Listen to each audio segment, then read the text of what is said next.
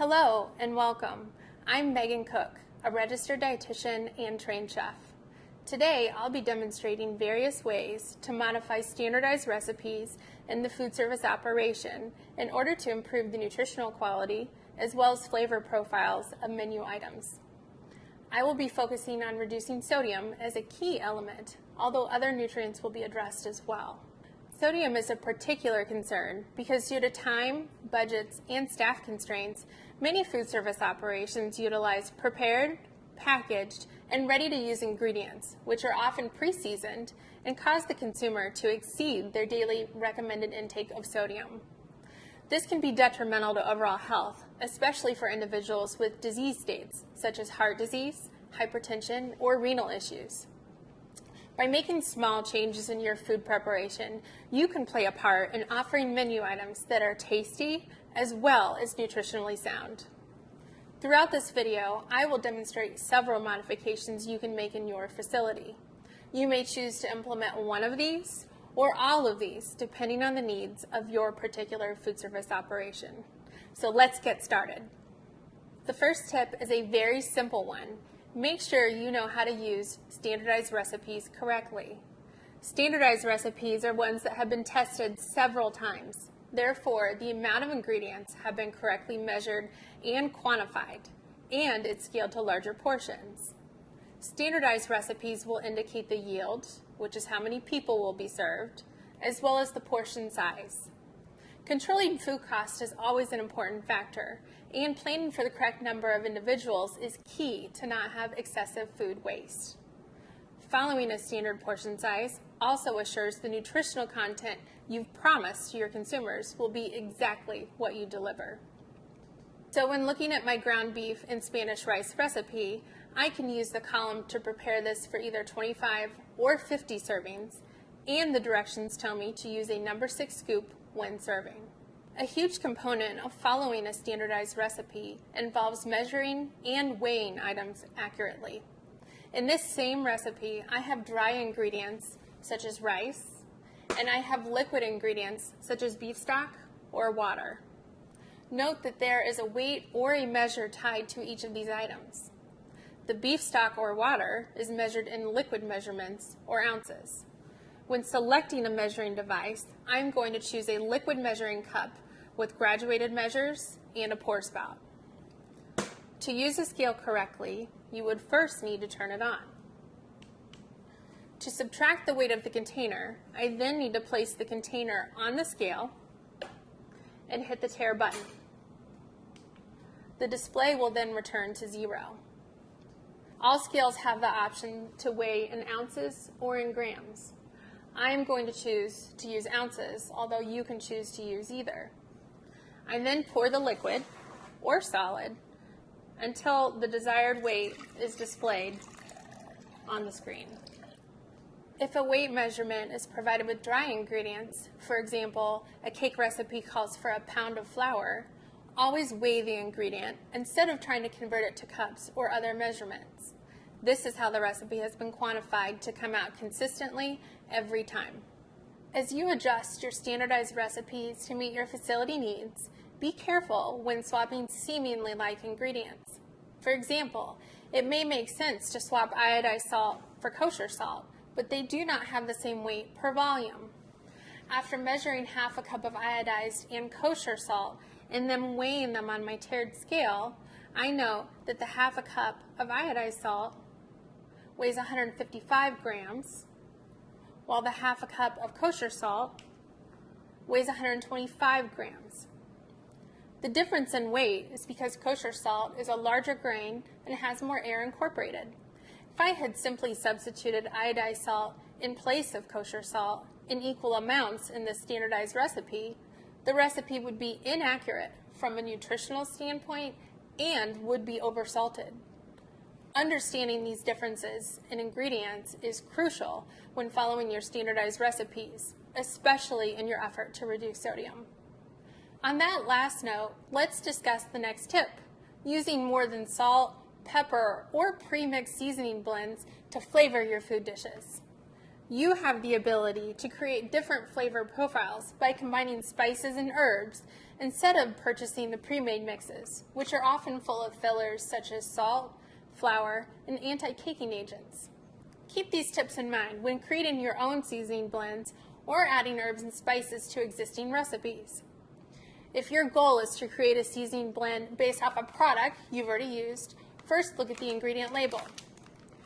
The ingredients are always listed in order of weight, so this gives you a good idea of what herbs, spices, vegetables, or fillers are in that particular blend.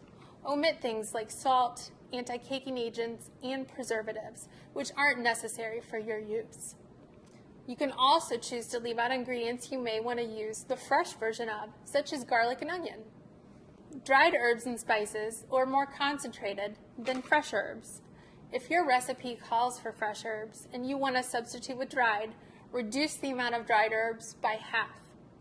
Also, fresh herbs have a more delicate flavor and should be added at the end of the cooking process so that flavor is not lost. Dried herbs should be used at the beginning of the cooking process as they can stand up to the heat without losing flavor. Spices such as nutmeg, peppercorns, cinnamon are typically needed in smaller amounts than herbs because they come from the root or bark of a plant or tree and are much stronger in flavor. Use these with caution. Just like with salt, you can always put more in, but you can't take it out. Dried herbs and spices have a recommended shelf life of a year before they begin to lose flavor. When making your own seasoning blends, making them in bulk ahead of time is a great time saver, but don't make more than you can reasonably use before they need to be thrown away. So to tie this all together, I reviewed my ingredient label and noted that this taco seasoning blend contains chili pepper, cumin, onion powder, garlic, oregano, and paprika. I'm not going to add salt or corn flour, which are also ingredients on the label. When testing my seasoning blend, I'm going to start with the following measurements: 1.5 ounces of chili powder and 1.5 ounces of cumin, 1/2 ounce of each garlic and onion powder, 1/2 ounce of dried oregano, and 1/4 ounce of paprika. The original seasoning blend had about a 1 ounce ratio of seasoning to 1 pound of ground meat, so I'm going to start with 1/2 ounce of my homemade blend to 1 pound of ground meat. I started with this ratio because I noted that the corn flour and salt were the first two ingredients on the label, so they make up the majority of the weight. Please note that if you are responsible for modifying standardized recipes in your food service operation, know that you still have some trial and error ahead of you to make sure your adjustments can be replicated and yield consistent flavor results every time. It is recommended that you test recipes several times and solicit feedback from other staff members and consumers, so your preferences aren't the only ones taken into account when making changes. Present this as new and improved recipes versus a healthy salt-free recipe. Many consumers are afraid of the unknown and more responsive to positive marketing messages. Now that I've made my seasoning blend, this leads us into the next tip, which is modifying the cooking process to enhance flavor. My ground beef and Spanish rice recipe did not call for a taco seasoning packet, but I may have been using this as a shortcut. I chose to still use fresh garlic and onion, as called for in the original recipe, because I wanted fresh ingredients to add dimension and texture to my dish. Now I've already cooked off my ground beef, and I've added a small step. I rinsed the ground beef in hot water after cooking to remove the excess fat, which would otherwise be incorporated into the final dish. My onions and peppers are sauteing, and this is where I'm going to add a slight modification. In order to enhance the flavor of my seasoning blend, I'm going to toast this along with the garlic in the pan to bring out the natural flavors. You can do this with any dried spice or seasoning blend instead of just adding them to a simmering liquid. Once you can smell them, like I can now, you can continue with the rest of the recipe. So this recipe calls for beef stock, which by definition does not have salt added. If you're using a concentrated beef or chicken base currently in your food service operation, consider switching to our lower sodium version. This is an easy modification that can impact several recipes all at the same time. Now, if you have the labor and skill needed to make beef stock from scratch, this is an excellent way to impart aromatic flavors into your menu items without the extra added punch of salt found in standard broths and bases. I also have the option to take the same recipe and adjust the protein that I'm using. This could mean using a leaner meat, such as chicken, turkey, or veal. I could even make this a vegetarian dish by using black beans instead of an animal-based protein. While this may not pertain to our targeted reduced sodium goals, small steps to remove other unwanted ingredients, such as saturated fats, are targets you can implement to improve the total nutrition profile of your menu items. Another simple food preparation method to reduce salt is to rinse canned vegetables and beans before use. In an ideal situation, you would use all fresh ingredients. However, not everyone has the resources to do this all the time, especially in a large food service operation. Food items that are canned or jarred and typically preserved in a brine solution have extra salt and sugar added. Consider rinsing the canned items before use to remove a considerable amount of the added salt. All of these food preparation tips are things you could do now with minimal cost to you. Next, I'm going to introduce speed scratch cooking. Speed scratch cooking is the marriage of using prepared items and cooking food completely from scratch. While cooking everything from scratch would be great, this requires more time, labor, and a higher skill set from food production employees. Speed scratch cooking is a great time saver that can allow you to use some convenience foods but still control the flavor and nutrition profile by incorporating fresh ingredients as well. It also allows staff to practice their cooking skill sets without being overly pressed for time. A great topping for my beef and rice dish is salsa, which is relatively inexpensive and readily available from most vendors. Now, salsa is generally considered a healthy condiment, although keep in mind this falls into our canned and jarred category, which means it may have excess salt and sugar added. Now, if I use the salsa as is, this would be an example of using a prepared item. Now, the complete scratch version of this would be to make a fresh salsa using tomatoes, peppers, cilantro, lime juice. So the visual appeal between the two is quite remarkable, especially since we eat with our eyes first. Now, the marriage of these two, or speed scratch version of these two, could include several options, including using canned tomatoes that I've drained first instead of the fresh tomatoes, but still otherwise using all fresh produce. Now, I could also take my original prepared salsa and add a few fresh ingredients, such as chopped tomatoes and chopped onions, to not only dilute the original sodium content, but also add fresh ingredients and increase the visual appeal. So as you can see, all my salsas look somewhat similar, but have different nutrition profiles based on the small changes that I made. So this example gives you an idea of how to approach speed scratch cooking in your facility. The final tip I'd like to discuss is ingredient selection. Previously, I mentioned purchasing a low sodium broth base as an alternate to a regular broth base. This easy change would positively affect any recipe I'm presently using that product in, although sometimes these changes are more complicated depending on the product being swapped. For example, if my focus is on reducing the fat content of my recipes, using fat-free ingredients may sound like a very simple solution.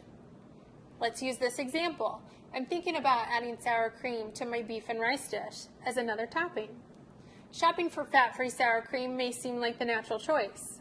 However, this is when I need to pay very careful attention to the nutrition facts label.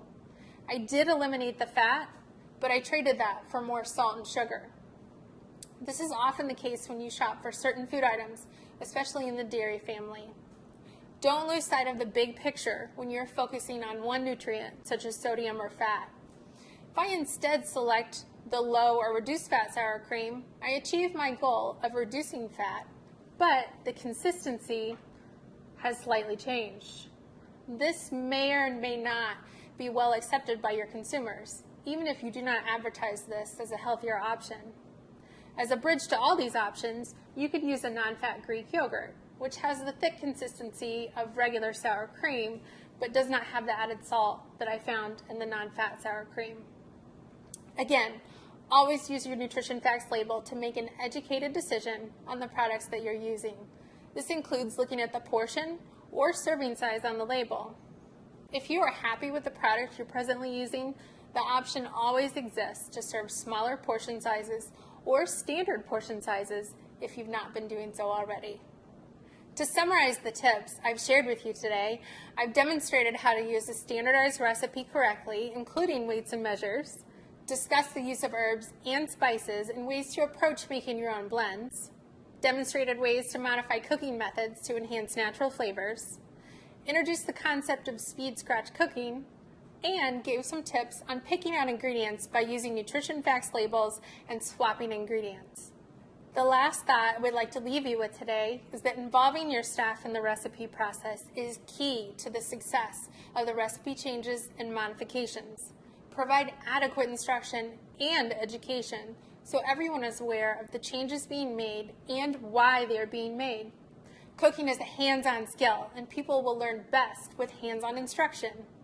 Brainstorm ways to positively present information so staff are not only excited to prepare new menu items, but are also eager to share their enthusiasm with your consumers. Once your team has taken ownership and pride of your project, success is right around the corner. You have the ability to serve healthy, tasty food items that people will enjoy. Hopefully, some of these tips today can be used in your food service operation in the near future. Thank you for watching, and good luck.